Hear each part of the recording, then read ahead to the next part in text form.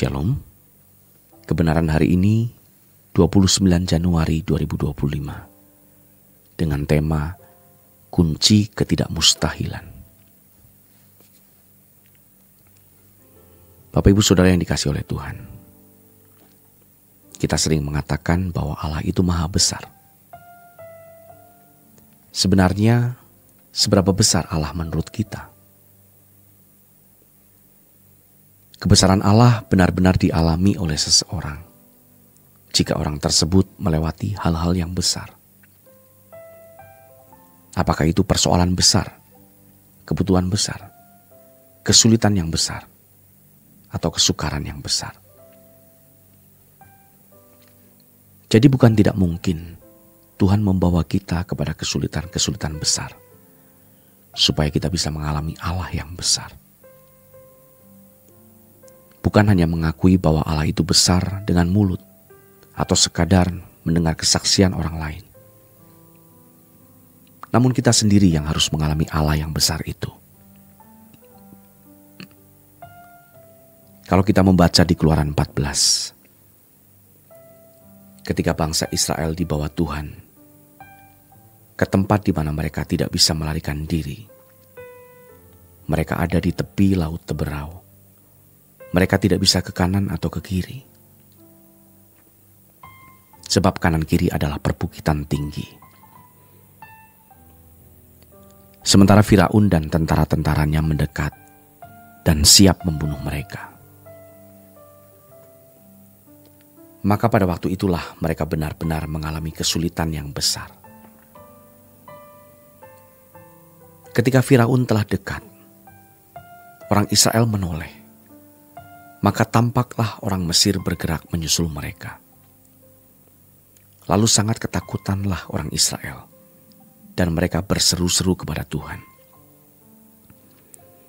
Keluaran 14 ayat 10, dan mereka berkata kepada Musa, "Apakah karena tidak ada kuburan di Mesir, maka engkau membawa kami untuk mati di padang gurun? Apakah yang kau perbuat ini terhadap kami dengan membawa kami keluar dari Mesir?" Bangsa Israel marah. Mereka merasa sudah ada di ujung maut, tinggal dimasukkan ke kuburan saja. Ini benar-benar keadaan yang sangat kritis. Kesukaran yang besar, persoalan yang besar. Tetapi Tuhan meloloskan mereka dari pembantaian oleh tangan Firaun. Tuhan membelah laut Teberau dan mereka bisa berjalan di tengah-tengah laut. Dan setelah itu di Keluaran 15, mereka menari-nari. Mereka menyanyi memuji Tuhan. Persoalan besar membuka pintu kita memasuki pengalaman mengalami Allah yang besar. Persoalan besar merupakan kunci ketidakmustahilan dari keadaan mustahil. Kalau Tuhan tidak bisa mengurai kekusutan hidup kita yang besar, Dia bukanlah Allah. Artinya bukan sesembahan, bukan kekuatan yang besar. Tetapi yang benar, Elohim Yahweh adalah kekuatan kita. Dan itu menjadi kekuatan dan penghiburan. Sebesar apa masalah kita, sampai tidak bisa diurai oleh Allah? Kekusutan apakah yang kita hadapi sampai Tuhan tidak bisa mengurai? Allah sanggup menangani. Allah sanggup menanggulangi dan menyelesaikan. Jadi kalau sekarang kita dalam masalah besar, mari kita belajar mempercayai Allah. Kita sudah, sedang, dan ke depan masih terus harus melewati masalah-masalah. Beban tanggung jawab pelayanan yang begitu berat. Kebutuhan-kebutuhan yang begitu besar. Tapi kita percaya Allah yang besar. Dan kita melakukan pekerjaannya, bukan mencari kesenangan diri sendiri. Dan ini yang menjadi kebahagiaan kita. kita bisa mengabdi kepada Tuhan dan mengerjakan pekerjaan Tuhan. Sehingga kita merindukan kembali atau pulang ke surga dan menerima apa yang patut kita terima sebagai upah di kekekalan nanti. Bukan upah dari manusia, bukan kehormatan, pujian, sanjungan, piala, atau reward dari manusia. Tetapi pujian dari Allah, reward dari Allah. Selamat kepada setiap kita yang sekarang sedang dalam masalah-masalah besar. Selamat mengalami Allah yang besar. Saudara terkasih, Allah yang menciptakan langit dan bumi, yang memiliki segala kuasa, kerajaan dan kemuliaan, pasti lebih berharga dari apapun dan dari siapapun.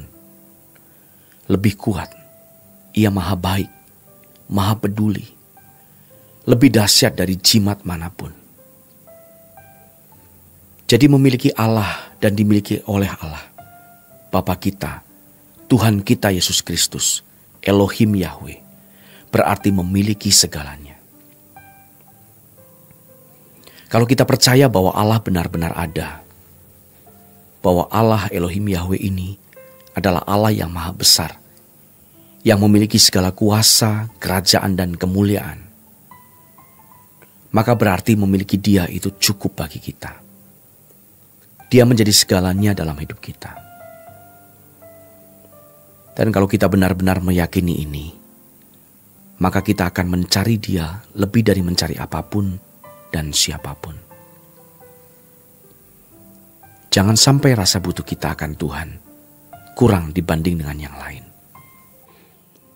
Kalau kita tidak memiliki rasa butuh yang benar, pasti kita tidak mencari Allah sebagaimana seharusnya. Dan kalau seseorang tidak mencari Allah sebagaimana seharusnya, tidak mungkin dia menemukan Allah.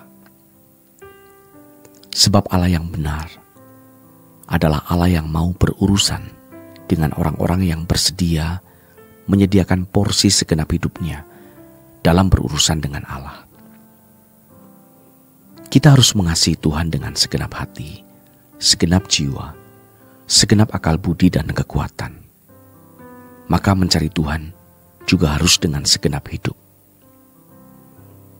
Di dalam Amos 5 ayat 4 dikatakan, sebab beginilah firman Tuhan kepada kaum Israel, carilah aku, maka kamu akan hidup. Demikian renungan pada hari ini. Tuhan memberkati.